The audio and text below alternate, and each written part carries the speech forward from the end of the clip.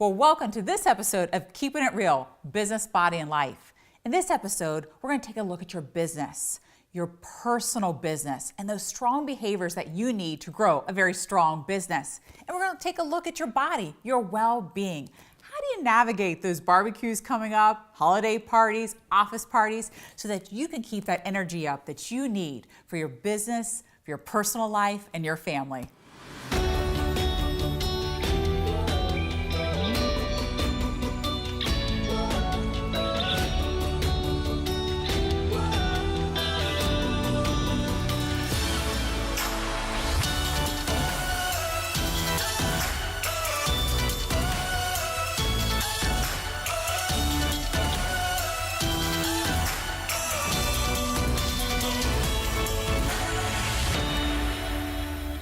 In this episode of Business, we are going to discuss your personal business. I know many of you as leaders wear so many different hats, right? When I think about leadership, I think about like the four corners of leadership is what I like to call it. You have the top two quadrants and also the bottom two quadrants. So think about a square that's, put into four blocks. And so when I discuss leadership, I always talk about the top two are all about your personal business, right? Personally selling and personally sponsoring. It's why you joined the business and company that you're with. You fell in love with the product. You loved it yourself and you couldn't wait to share it with others. And then you have the bottom two quadrants, right? That's your leadership.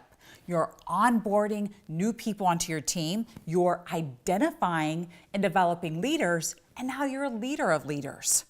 So now your team is always looking to you for ideas on how to build their personal business. And what I always stress as well is that you as a leader, you still have to stay in tune with your personal business because you want to make sure that you have that credibility. You still want to be selling, be holding parties if you're in a party plan, and you still want to be sponsoring. And as I said, now as a leader, they're looking to you for more ideas. How do I find new people? How do I get more bookings? How do I do hostess coaching? How am I increasing my sales? How do I find new team members? So what I want to discuss with you is an acronym that I like to call TOP, T-O-P. It's about maximizing your time for T, opportunity for O, and P for people. I want you to feel like that you're doing this business right alongside of your everyday life. So everything that I'm going to talk about is going to be about time, opportunity, and people. So here's where I want you to get out a piece of paper. This is not only going to help you in your personal business, but I promise this is going to be an activity that you are also going to share with your team so that you can do list building. On this piece of paper, you're going to have 6 different sections. I like to call it the Big 6. It's the 6 key things in your business that keep your business going. Number 1 is networking. I want you to think about networking each and every month. I like to call it new faces, new places. Each and every month, as I was building my business, the first day of the month, I think to myself, where are new faces and new places that I need to go? And so here's what I'm sharing with you. It could be in your community. Is there a new group? Is there something I could volunteer at? Could I be part of an organization, right? Maximizing time, opportunity, and people. But today, with social media, where are those groups that I could be a part of? Again, networking, all right? But here's what I'm saying as well. I had a particular leader that I was coaching, and she loved Cocker Spaniels. She said, Tracey, all of a sudden, I started being a part of groups that supported, right, Cocker Spaniels. And, we'd share pictures, we'd share tips, we'd do things, right? Because you're building authentic relationships. Make sure that you are a part of something that is authentic to you. Because you're not selling when you're part of these groups, right? We're building relationship first. We know it's know, like, and trust. Now, I know you've done this before, so now you're part of a group. This person is always sharing something. They're always positive. They're commenting on other people. They're giving advice. So then they click on your photo and they go over to your personal page. All of a sudden, it's like, oh, who is this person? Oh, well, she sells supplements. She sells cosmetics. She sells skincare. Wow. Now you have the opportunity right now. She may even friend you. Now, because of this other, right? Networking, being authentic, showing up, right? This is strategy. This is about intent. You're now being able to network with more people. So the first one is networking. Now, the second is going to be then about building that customer base, right? So 2, I want you to put down customers, right? And referrals. Now that you're building this base, you're starting to share your business with others.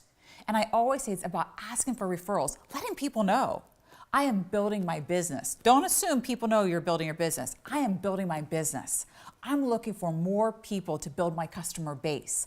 I'm looking for more people to join my team. I'm looking to expand my team in the United States. I'm looking to expand my team in Florida. Whatever that is, put that out there and then say, who do you know that would fit into this particular category, that would also like to have this opportunity, that perhaps needs this product? You want to put that out there. People love helping other people. So number 2 is all about building that customer base and referrals. All right? Now number 3 is bookings. You're networking, you're getting that customer base, now you're asking for referrals, and now you're reaching out and you're going to ask for bookings. Making sure you are intentional about bookings, right?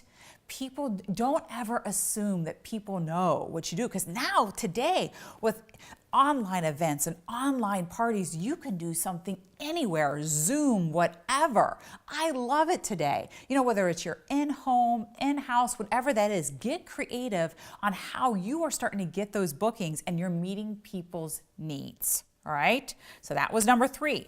Number 4, hostess coaching. You have to be hostess coaching. What are those best practices for hostess coaching? Remember, just like you, she's afraid as well. She doesn't want to sound salesy or pushy. So you need to help her in identifying the friends list. Help her create maybe a text message that she's going to send out. What is that e-invite? I love the invites that come through text now, right? Maybe some people, her 10 best close friends. What is that script that she's going to use? Help her write that. Build her confidence. Work alongside her. She is your partner now. So make sure that you are making her feel confident. So what are those tips that you can create to be able to share with others? But again, remember, I'm going to share with you how to even build this list even more. But hostess coaching is so important. And now number 5 is selling. So now think about it. It's the day of the party, or maybe selling one-on-one, selling online, however that is that you do business, right? I said it could be at events, functions. You want to be able to make sure you know that product. You want to make sure you know the promotions, upselling, cross-selling, listening for people's needs, knowing how to share that product so that they see value in that product, how to be able to combine it with another product, whatever that is.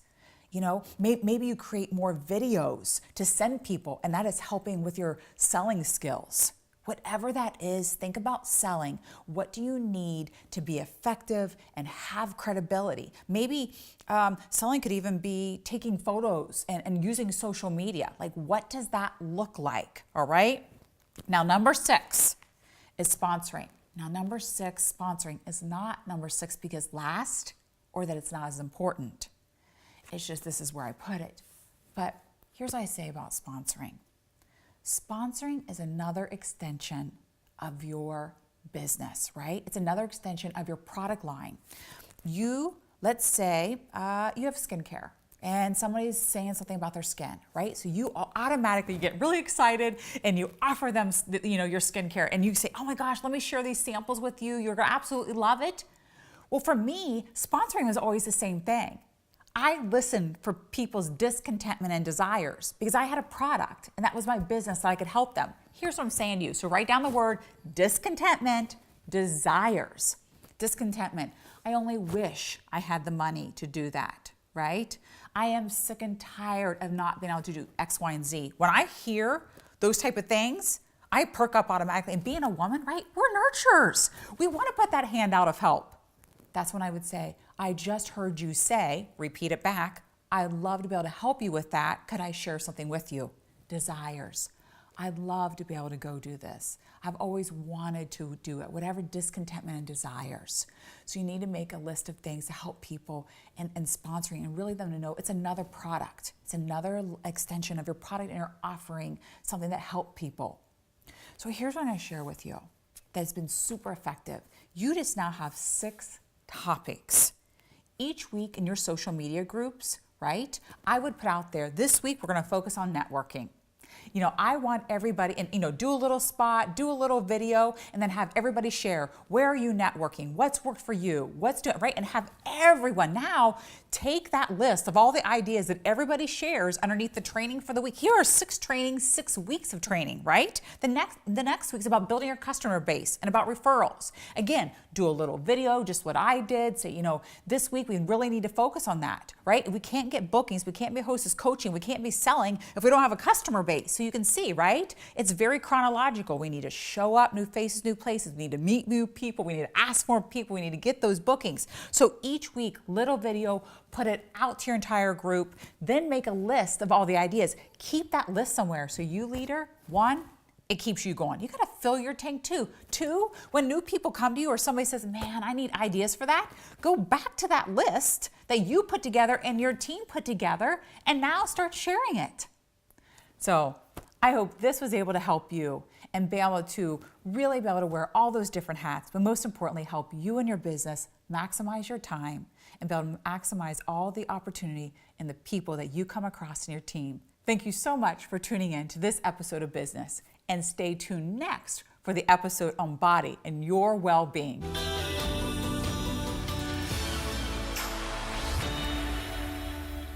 In this segment of Body, Your Well-Being, we're going to discuss how to navigate those barbecues coming up, perhaps maybe birthday parties you have, holiday parties, perhaps even those office parties. As you know, being an entrepreneur, taking care of yourself, your body, your well-being, your emotional well-being is so important. So as I've helped so many entrepreneurs in their life, but also their well-being in business, one of the things that we discuss is, Tracey, how do I then manage when I go and I'm at all these different parties? Because I know what it's like, right? We are doing good or well on our well-being plan, but then something comes up. Because as you know, it's not about being perfect all the time, because there is no such thing. It's just learning how to manage those situations. I want to help give you the tools to manage those situations so that you don't get into a downward spiral that we've discussed in other episodes, right? Do you remember that spiral I talked about, right? You start the diet on Monday, by Wednesday or Thursday, you feel like you cheated, which, you know how I feel about cheated? You didn't cheat, you had to treat. But then you feel that way, and the next thing you know, it rolls over into the next day and the next day, and you're starting all over Monday again. Well, I don't want you to feel like that. And I want to be able to help you in really navigating these things. So what I have is 5 different tips that I personally use myself and I share with others. The first tip that I'm going to share with you is this. One of the things that we naturally, for some reason, do is if we know we have a big party coming up, barbecue, whatever that is, we always say to ourselves, I'm going to save up my calories, right? I'm going to starve myself all day. I'm going to save up to the evening time, and then I'm going to eat whatever I want. Well, here's what I'm going to say to you. Do not save up. Because when we save up, we put our body into a fat storing mode. Right? We put our body into the starvation mode. And we don't want to do that, because when we do that and we consume calories and consume food, it wants to hold on to that food and it doesn't want to release it. Remember, we want to use that food as energy.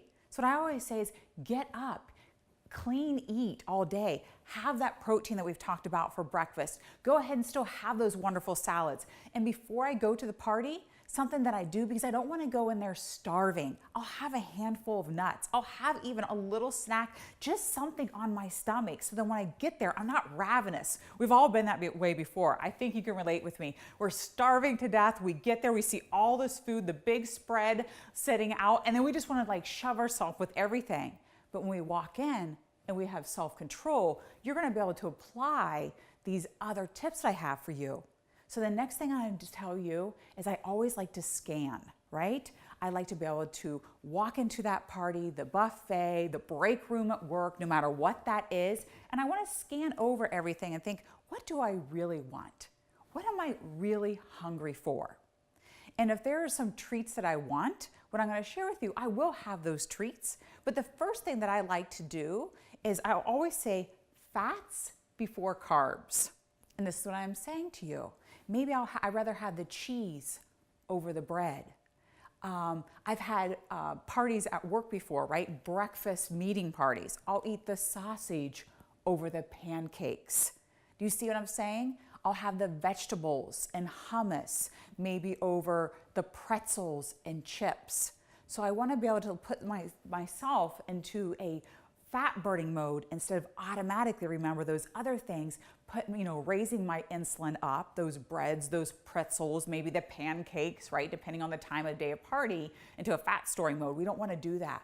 We want to put our body into a fat burning mode. So I'll have those type of items. So I like to scan first and think, okay, right? Because automatically we want a plate. I want to be able to fill my plate with things. So I'll first go there. Number 2, I like to call it the painter's plate, right? Think of a painter's palette. When you look at a painter's palette, right, he has just little dabs of color, right? Instead of that big plate, because we've all done it before, where I was like piling. Matter of fact, I needed 2 plates for everything that I need, right? My eyes are bigger than my stomach. We've all been there before. Well, now I will scan everything and think, what do I really want?